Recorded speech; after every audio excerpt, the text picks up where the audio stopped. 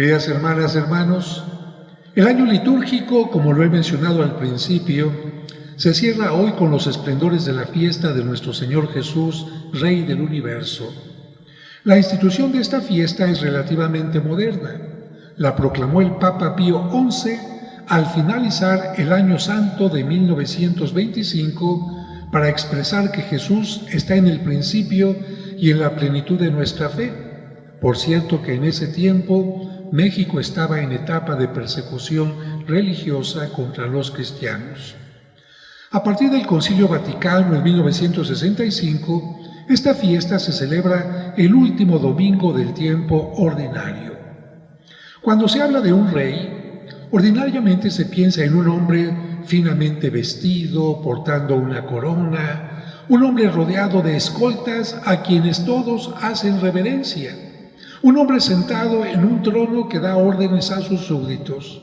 De hecho, en el arte cristiano, a Jesús a veces se le ha representado con una corona real de oro, con túnicas ricas, con una capa de armillo y sentado en un trono de oro con joyas. Sin embargo, tenemos que decir que eso es solo una especie de homenaje que le quieren rendir los pintores o escultores, porque Jesús nunca estuvo así. La imagen de Jesús como rey dista mucho de la imagen general que se tiene de los reyes y se acerca más bien a la del pastor que hemos escuchado en la primera lectura. Si recordamos, Jesús no nació en un palacio, sino en una humilde gruta o portal. No fue recostado en una cuna, sino en un pesebre. La entrada de Jesús a Jerusalén no fue propiamente como la de un rey a caballo, acompañado de escoltas y trompetas, sino más bien entró en un burrito, acompañado solamente por gente sencilla que gritaba: «Hosana al Hijo de David, bendito el que viene en nombre del Señor». Jesús ciertamente es un rey porque anuncia un nuevo reino, una nueva forma de vivir, pero es perseguido y su autoridad es cuestionada. Por ejemplo, cuando saca a los vendedores del templo y le dicen: «¿Con qué autoridad haces estas cosas? ¿Quién te ha dado esa autoridad?». Jesús no es un rey de homenaje, sino objeto de burlas y maltratos por parte de los sacerdotes y políticos. Un rey que se despoja de su túnica para lavar los pies a sus discípulos, una tarea que en aquel tiempo estaba confiada a los esclavos o a los sirvientes de la casa. Un rey que es apresado y contado entre los malhechores.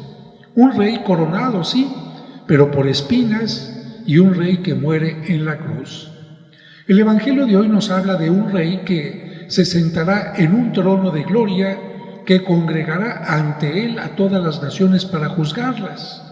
Pero al mismo tiempo se nos habla que será como un pastor y que deja ese trono para ocupar el lugar del hambriento, del sediento, del extranjero, del desnudo, del enfermo. De tal manera que si nos animamos a preguntar, como aquellos reyes magos de Oriente que llegaron a Belén y preguntaban: «¿Dónde está el rey de los judíos?», no nos sorprendamos que nos digan: «A las afueras de la ciudad, en un pesebre, está en el pobre, en el hambriento, en el enfermo», recordando las palabras de Jesús como rey en el juicio final que acabamos de escuchar. Yo les aseguro que cuando lo hicieron con el más insignificante de mis hermanos, conmigo lo hicieron. Ahí es donde encontramos a Jesús. El juicio que menciona el Evangelio está profetizado en la lectura de Ezequiel que escuchamos, cuando nos dice: «En cuanto a ti, rebaño mío, he aquí que yo voy a juzgar entre oveja y oveja, entre carneros y machos cabríos». Por eso el Evangelio nos habla de esta separación entre ovejas y cabritos. Pero es importante mencionar que antes del juicio, el rey, el pastor, como pastor, hace todo lo posible para que sus ovejas estén con él. No las juzga sin haber hecho por ellas todo lo que estuvo en sus manos hacer. Por eso en la lectura escuchamos: «Yo mismo iré a buscar a mis ovejas y velaré por ellas». Así como un pastor vela por su rebaño cuando las ovejas se encuentran dispersas, así velaré yo por mis ovejas, e iré por ellas a todos los lugares por donde se dispersaron un día de niebla y obscuridad. Y esto se cumple en Jesús porque Él vino a buscar a la humanidad, no porque sea buena o santa, sino porque más bien vivimos en las tinieblas y en la oscuridad por nuestro egoísmo, nuestra falta de luz para entender la vida, o también en la oscuridad por nuestros pecados. A través del profeta Ezequiel, como hemos escuchado, se anunció lo que Cristo haría. Yo mismo apacentaré a mis ovejas, yo mismo las haré reposar. Buscaré a la oveja perdida y haré volver a la descarriada. Curaré a la herida, robusteceré a la débil y a la que está gorda y fuerte la cuidaré. Yo las apacentaré con justicia.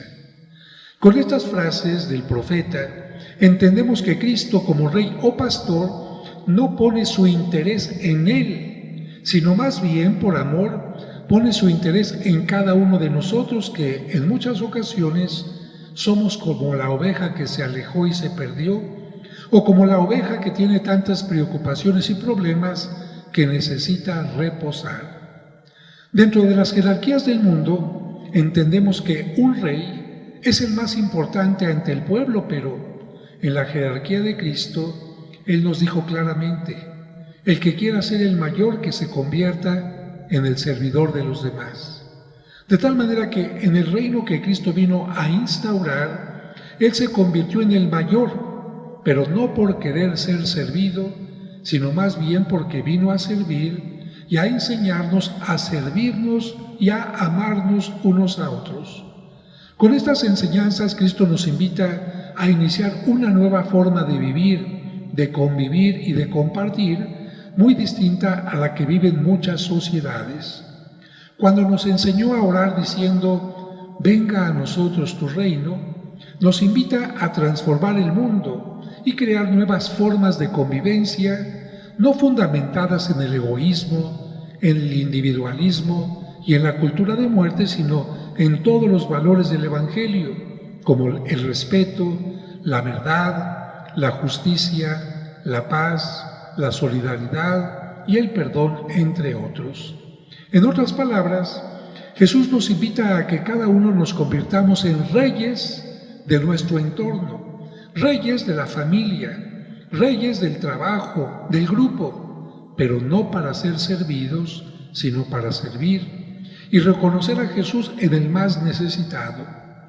Las palabras y obras de Jesús nos recuerdan que el cambio hacia un mundo mejor está en el mandamiento más grande que tenemos: amar a Dios y a nuestro prójimo como a nosotros mismos.